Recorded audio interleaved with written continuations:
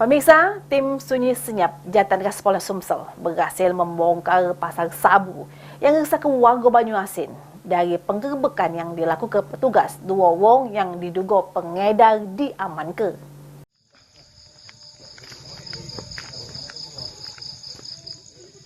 Tim Sunyi Senyap Unit 3 Jatantras Polres Sumsel berhasil membongkar pasar narkoba di kawasan Betung, Kabupaten Banyuasin, yang mana petugas lagi melakukan penyelidikan terhadap pelaku curas. Namun pelaku tersebut melarikan diri pas petugas datang.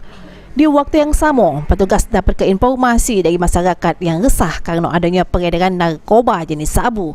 Pas digerebek, ada beberapa pondok yang digunakan untuk pesta narkoba, serta barang bukti sabu seberat 7 gram, berikut dengan puluhan alat-alat untuk menghisap barang haram tersebut. Selain itu, petugas juga mengamankan dua wong yang diduga pengedar sabu bernama Ruspian Hadi Samo Chandra, warga Banyuasin.